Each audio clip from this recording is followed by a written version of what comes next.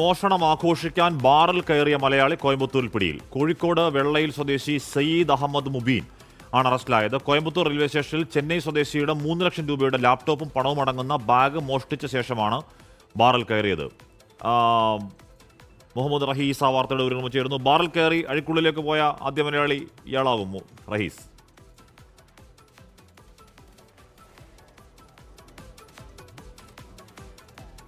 ഹാഷ്മി, കക്കാൻ പഠിച്ച കള്ളൻ നിൽക്കാൻ പഠിച്ചില്ല എന്ന് പറയുന്നതാകും കൂടുതൽ ശരിയെന്ന് തോന്നുന്നു. കാരണം തമിഴ് മാധ്യമങ്ങളൊക്കെ ഇത് ഇത്തരത്തിലാണ് ഒരു മലയാളിയെ അയാളെ പിടികൂടിയതിനെയൊക്കെയും വിശേഷിപ്പിക്കുന്നത്.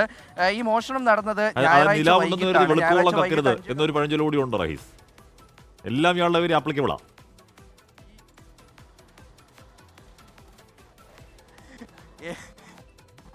എന്തായാലും കളവ് തന്നെ ആണ് ഹാഷ്മി. അതൊരു മലയാളി കൂടിയാണ് പിടിയിലായിരിക്കുന്നത് എന്നുള്ളതാണ് മലയാളികളെ സംബന്ധിച്ചിടത്തോളം ഏറ്റവും ഖേദകരവും. ഒപ്പം തന്നെ ഈ തമിഴ് ചാനൽ ചെയ്യുന്നുണ്ട്.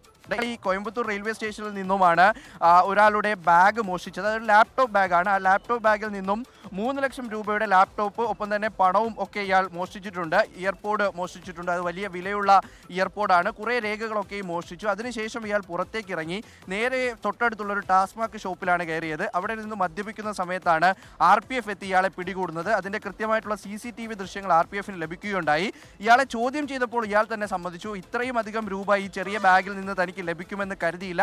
ഒരു ലാപ്ടോപ്പ്, ചെറിയൊരു ലാപ്ടോപ്പാണ് പ്രതീക്ഷിച്ചത്. പക്ഷേ പുതിയ ആപ്പിളിൻ്റെ ലാപ്ടോപ്പ് ആയിരുന്നു. അപ്പോൾ സ്വാഭാവികമായിട്ടും അത്രയും പൈസ കിട്ടും, അതൊന്ന് ആഘോഷിക്കാൻ വേണ്ടിയിട്ടാണ് കയറിയത് എന്ന് ഇയാൾ പറഞ്ഞു.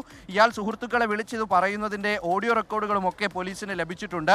കോഴിക്കോട് സ്വദേശിയാണ് പിടിയിലായിട്ടുള്ളത്. സയ്യിദ് അഹമ്മദ് മുബീൻ എന്നാണ് ഇയാളുടെ പേര്. എന്തായാലും RPF ഉടൻ തന്നെ ഇയാളെ അറസ്റ്റ് ചെയ്തിട്ടുണ്ട്. തെളിവുകളൊക്കെ ശേഖരിച്ചു. ഇപ്പോൾ എന്തായാലും റിമാൻഡ് ചെയ്തിട്ട് കൂടിയുണ്ട് ഹാഷ്മി. ഓക്കെ, മുഹമ്മദ് റഹീസാണ് അങ്ങനെ മോഷ്ടിച്ച പണവുമായി ബാറിലേക്ക് കയറിയതാണ്. ഇനിയിപ്പോൾ കുറച്ചാൾ അകത്ത് കിടക്കാമെന്ന് തോന്നുന്നു തമിഴ്നാട്ടിൽ. ലോകത്തെവിടെയായാലും ഏത് സമയത്തും 24 വാർത്തകളും ഓഗ്മെന്റഡ് റിയാലിറ്റി പാക്കേജുകളും എക്സ്പ്ലെയിനറുകളും വിശദമായി കാണാൻ ഞങ്ങളുടെ YouTube ചാനൽ നിങ്ങൾക്ക് സബ്സ്ക്രൈബ് ചെയ്യാം.